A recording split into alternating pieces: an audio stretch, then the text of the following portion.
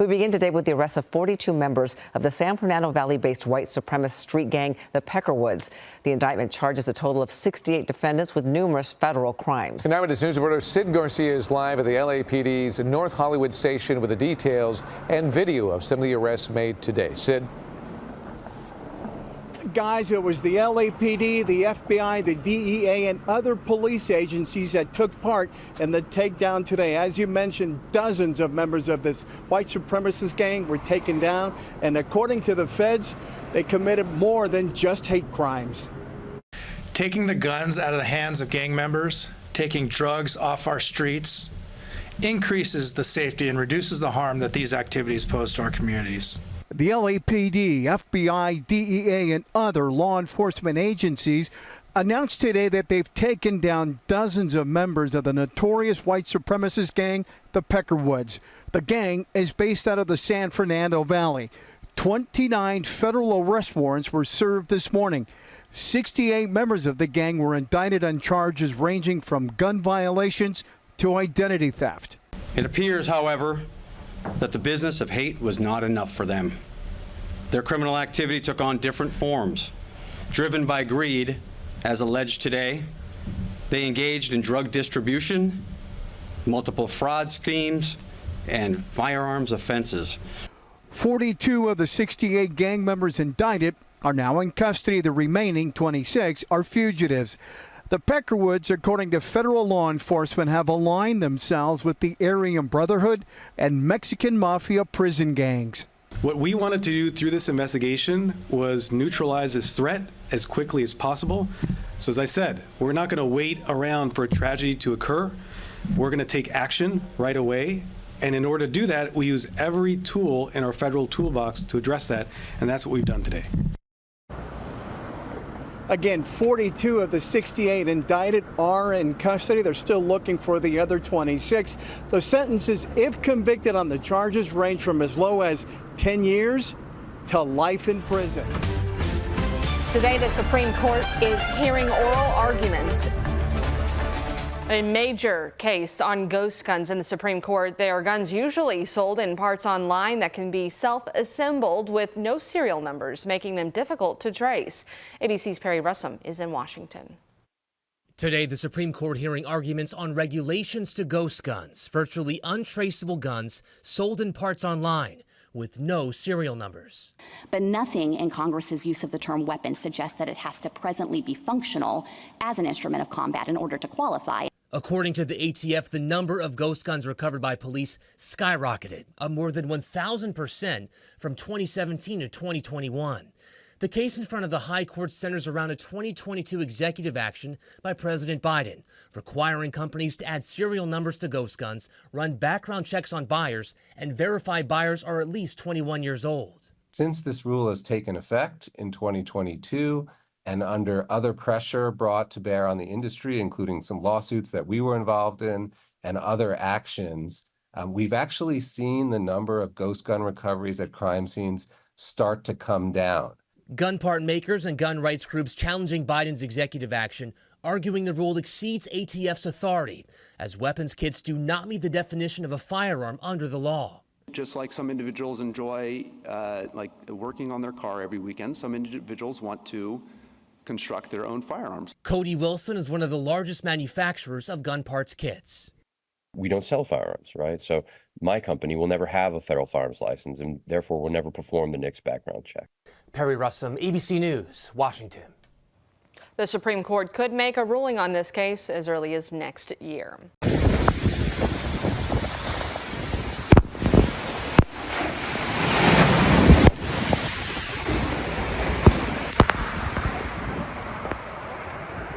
I'm okay. My car's gone. I'm okay. It's okay. Everything's okay. gone. It's all gone. It's okay. It's okay. Are your parents okay? They're okay. Was anybody in the gym? It's okay. It's okay. Hey, you're okay.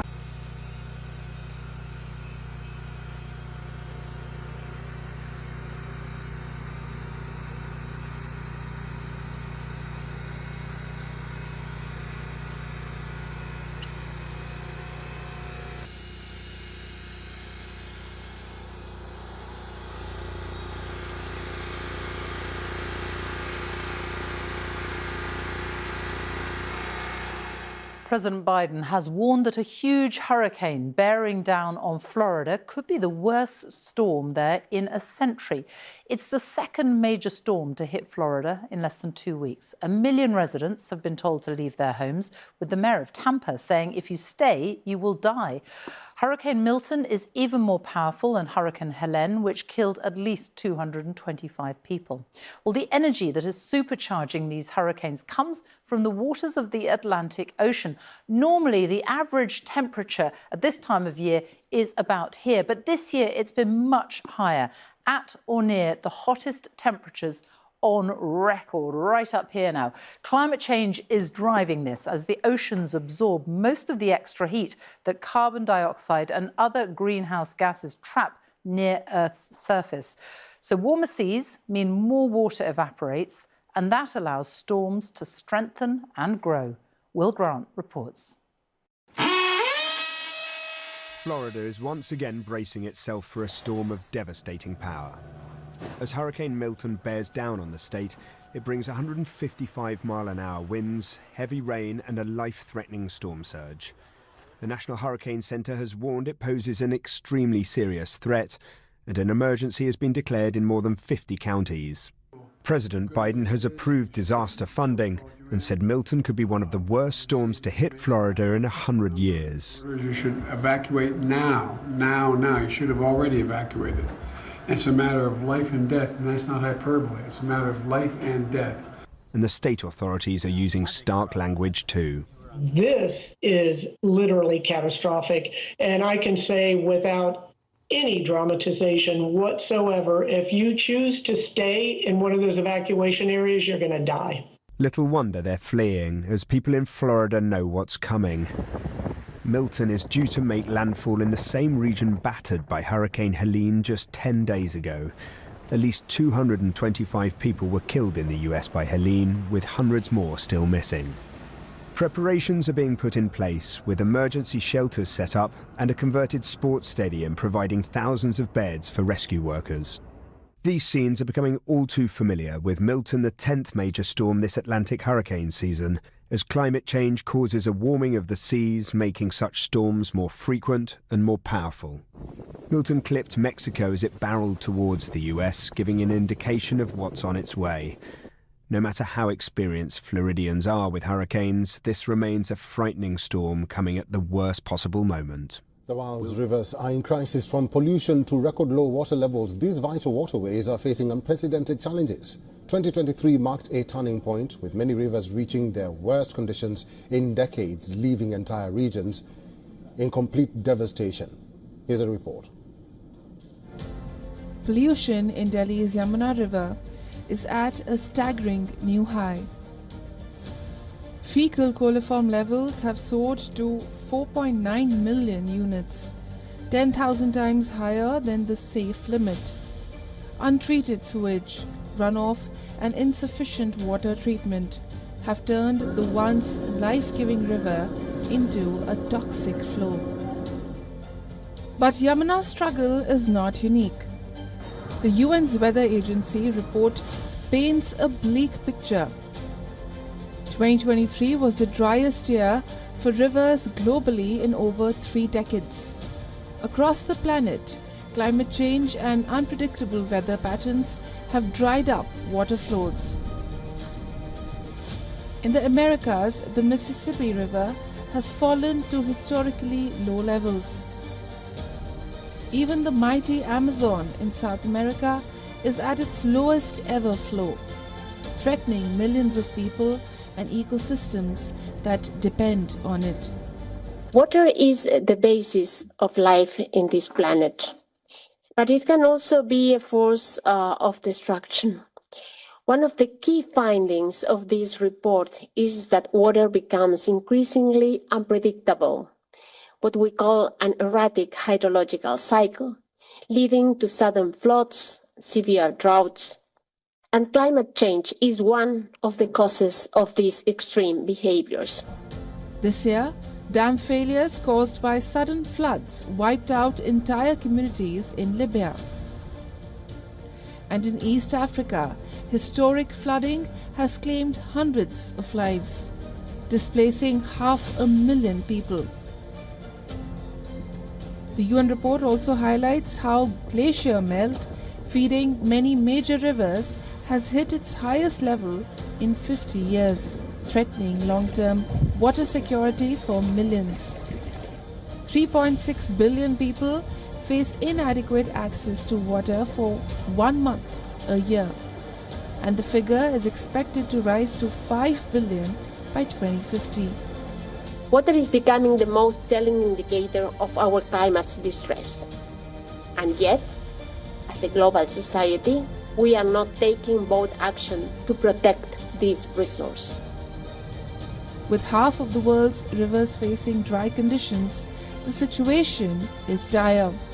Experts warn that 2024 could bring even more water scarcity and flooding.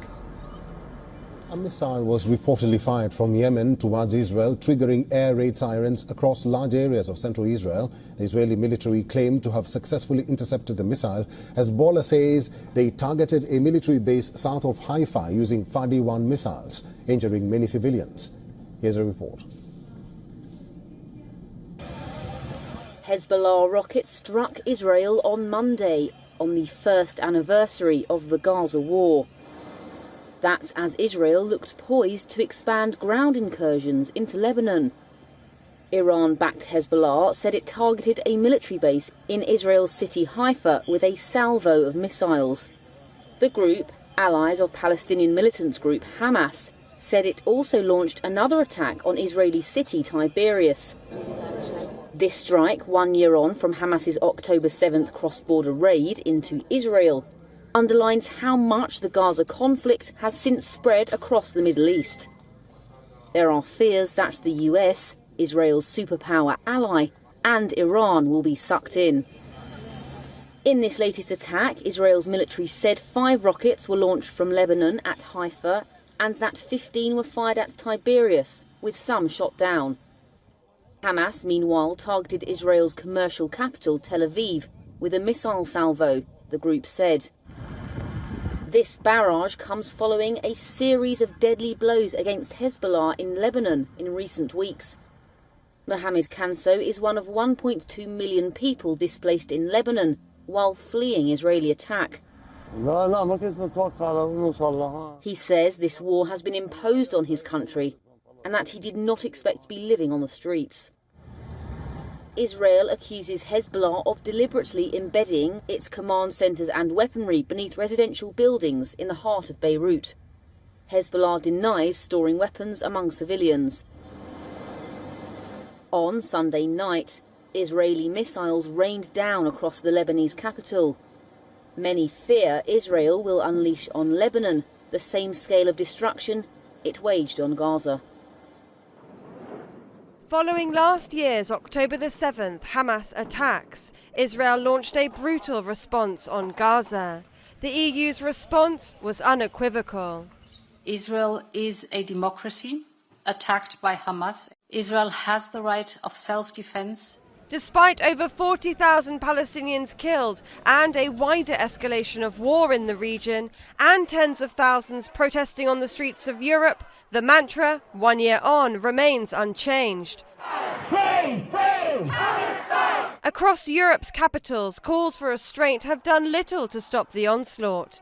And whilst there have been words of condemnation directed at Israel from some countries like Spain, Ireland and Belgium, European countries have largely continued to stand by Israel. Palestinian ambassadors in Europe say hypocrisy is rife. We see this double standard of the international community. On the one hand, the condemnation of the Russian invasion to Ukraine, and on the other hand, either silent or being supportive to the Israeli occupation in the occupied Palestinian territories. Israel cannot claim self-defense. They cannot claim they're an occupying power.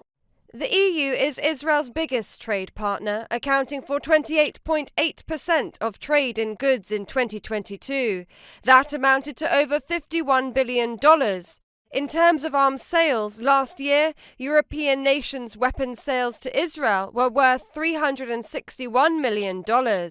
with Germany and Italy exporting the most. That marks a tenfold increase compared with 2022. France has now announced a halt on arms deliveries to Israel, sparking anger from Netanyahu. Paris is not a leading weapons provider for Israel, but its voice as a key player in the European Union matters. If we call for a ceasefire, what's consistent is not to provide weapons of war. And I think that those who supply them cannot call for a ceasefire every day and continue to supply them. People power has argued played a big role, perhaps under pressure from mass protests across the continent. Many EU countries have joined the list, recognising the state of Palestine. Since October the 7th, week in, week out, protesters have taken to the streets all over Europe to demand their government call for a ceasefire and an end to arms sales to Israel. But as the genocide in Gaza continues, for all its talk of the rule of law and human rights, the EU has seemingly failed to uphold either. Shadia Edwards-Dashley, TRT World, London.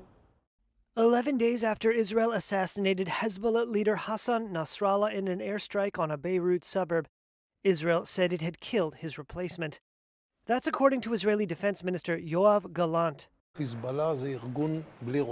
In a video released on Tuesday, Gallant said Hezbollah is an organization without a head. Nasrallah was eliminated. His replacement was probably also eliminated. Gallant gave no further details, but appeared to be referring to Hashem Safiaddin, who has not been heard from publicly since an Israeli airstrike last week. Hezbollah has not commented on Gallant's claim. Safiaddin is a cousin to Nasrallah. As head of Hezbollah's executive council, he has overseen the group's political affairs while also sitting on the Jihad Council, which manages its military operations. Safiaddin was not at the September 27th Hezbollah meeting in Beirut's southern suburbs when Israel struck, killing Nasrallah. He had been expected to be named the group's next Secretary General. His death would mark another in a series of top Hezbollah commanders killed by Israel in recent weeks. The fighting between Israel and the Lebanese militant group has escalated dramatically, with Israeli commandos raiding Hezbollah bases in southern Lebanon. The Israeli military said it was conducting, quote, limited, localized, targeted operations in Lebanon's southwest, having previously announced such operations in the southeast. Video released by the Israeli army on Tuesday purported to show a captured Hezbollah compound, replete with artillery and anti-tank weaponry. Hezbollah and Israel have traded fire for the past year, with the militia group launching rockets into Israel in support of Hamas, following its October 7th attack. On Tuesday, Israel said Hezbollah fired more than 100 rockets over the border toward Haifa and the Galilee. In a televised speech on Tuesday, Hezbollah deputy leader Naim Qassem said he supported efforts to secure a truce. He said the group's capabilities were intact, despite what he called painful blows from Israel.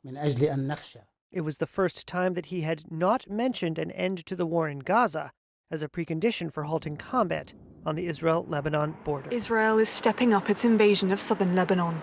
The IDF says it's expanding its operation by sending more troops into the southwest of the country. Until now, its invasion had focused on the eastern side of the border. It's a follow-up to Monday's evacuation orders, which included more than 20 villages south of Tyre. Evacuees were told to head north of the Awali River and to stay off beaches and out of the sea across a 60-kilometre stretch. Further north, Israel continues to bombard southern Beirut, with smoke rising over buildings on Tuesday after at least 10 airstrikes were carried out there overnight. Hezbollah's top official, meanwhile, has delivered a speech on the anniversary of its war with Israel, publicly endorsing ceasefire negotiations for the very first time, but also emphasising Hezbollah's readiness to continue the fight. I would like to reassure you, our capabilities are fine, and what the enemy said about our capabilities being affected is a delusion. The party's leadership and the resistance are perfectly organized. On Tuesday, Hezbollah launched more than 100 rockets towards Haifa and the wider region in the north of Israel, most of which were intercepted. It's the country's third largest city and was hit on Monday for the first time in 2 decades. This is a message to the people of Lebanon. Do you remember when your country was called the Pearl of the Middle East? I do. So what happened to Lebanon? A gang of tyrants and terrorists destroyed it. That's what happened. Lebanon was once known for its tolerance, for its beauty. Today, it's a place of chaos, a place of war. Israel withdrew from Lebanon 25 years ago, but the country that actually conquered Lebanon is not Israel, it's Iran. Iran, which finances and arms Hezbollah to serve Iran's interests at Lebanon's expense. Hezbollah has turned Lebanon into a stockpile of ammunition and weapons and a forward Iranian military base. Just one day after the October 7th massacre a year ago, Hezbollah joined the war against Israel. It launched an unprovoked attack on our cities and on our citizens. It has since fired over 8,000 missiles at Israel, killing civilians without distinctions, Jews, Christians, Muslims, and Druze. Israel has decided to put an end to this. We've decided to do whatever is necessary to return our people safely to their homes. Israel has a right to defend itself. Israel also has a right to win, and Israel will win. We've degraded Hezbollah's capabilities. We took out thousands of terrorists, including Nasrallah himself, and Nasrallah's replacement, and the replacement of his replacement. Today, Hezbollah is weaker than it's been for many, many years. Now you, the Lebanese people, you stand at a significant crossroads. It is your choice. You can now take back your country. You can return it to a path of peace and prosperity. If you don't, Hezbollah will continue to try to fight Israel from densely populated areas at your expense. It doesn't care if Lebanon is dragged into a wider war. Christians, Druze, Muslims, Sunnis, and Shiites, all of you are suffering because of Hezbollah's futile war against Israel.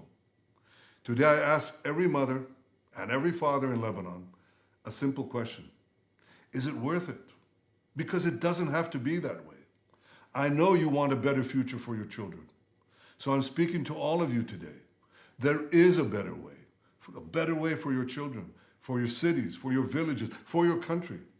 You deserve to restore Lebanon to its days of tranquility. You deserve a Lebanon that is different. One country, one flag, one people. Don't let these terrorists destroy your future any more than they've already done. Stand up and take your country back. You have an opportunity that hasn't existed in decades. An opportunity to take care of the future of your children and grandchildren. You have an opportunity to save Lebanon before it falls into the abyss of a long war that will lead to destruction and suffering like we see in Gaza. It doesn't have to be that way. Each of you can take a step for your future, even a small step. You can make a difference. I say to you, the people of Lebanon, free your country from Hezbollah so that this war can end. Free your country from Hezbollah so that your country could prosper again, so that future generations of Lebanese and Israeli children will know neither war nor bloodshed, but will finally live together in peace. Let's cross now to Iris Makler in Jerusalem. Iris, firstly, Naim Qassem, Hezbollah's new interim leader, has been speaking. What has he been saying? It was a speech of defiance from Naim Qassem. And what he was saying, he is the deputy leader, and he said that everything is proceeding in good order. He conceded that there were blows against Hezbollah, but said its spirit was not broken and its apparatus was not broken either. He said that Hezbollah will elect a new successor to Sheikh Hassan Nasrallah in good time. That process has begun. He said he didn't mention the putative successor who was he or wasn't he, has been missing since an Israeli airstrike last Friday, early hours Friday morning. Hezbollah has admitted in the past they have lost contact with him, but there was no mention of him in this speech. It was a fighting speech, if you like. He said to his listeners that you will hear Israel's screams, he said, and said also that in the matter of the displaced people, he did concede this was a difficult issue. He described it as an Israeli pressure tactic. It's interesting. Israel says it's carrying out these warnings to civilians to leave in order to spare them from during these attacks on the bunkers that are beneath the buildings they live in. He views it as a pressure tactic, but says he's spoken to civilians, that is Shia the Shia population who say they're prepared to suffer. So that's his overall view of this, and it takes place during Israeli airstrikes in the Dahya. That's the area of southwest Beirut that Hezbollah controls, and followed by that massive Hezbollah airstrike back into Israel. And in recent hours, the northern Israeli city of Haifa has been coming under a serious rocket barrage, hasn't it, Iris? Yes, that's right, and that is exactly that came straight away, almost immediately after his speech finished. So what we saw was an unprecedented, there has not been a larger attack against the city of Haifa halfway up Israel's coast, if you like, if you want to put it like that. There hasn't been a larger barrage of rockets, something like 85 rockets in all, making the total that have come into Israel today over 100, which is like yesterday and the day before. So Hezbollah may be in disarray, but it is not destroyed. You can see that. You can see that from the fighting that's taking place in southern Lebanon as well. And these rocket attacks did cause damage to property. There was no casualties. No one died in the attack. It's interesting that in his speech, Naim Qassem said that Israel is hiding its losses. Nevertheless, today we did hear about property damage and nobody seriously injured in this attack. Iris Macklin reporting there from Jerusalem. Thank you. And the latest, the U.S. intelligence agency, the CIA, says there is no evidence that Iran has decided to build a nuclear weapon. The CIA director, William Burns, also said that if Iran decides to make a nuclear weapon, the United States and its allies will be able to detect it soon. However, Burns said that Iran has advanced its nuclear program by stockpiling uranium enriched to near weapons grade levels. He said that Iran could quickly secure enough missile material for an atomic bomb. Burns was speaking at the Cypher Brief Security Conference. Burns' assessment comes as Israel weighs on its response after it was targeted by an Iranian ballistic missile barrage last week. There has been speculations whether Israel might choose to strike nuclear sites in Iran to try to cut off Iran's possible path to a nuclear weapon. Burns said that there was no evidence that Iran's Supreme Leader, Ayatollah Ali Khamenei, has reversed the decision to suspend the nuclear weaponization program. The CIA director also added that while leaders in both Iran and Israel are not necessarily looking for an all-out conflict, there remains a high risk.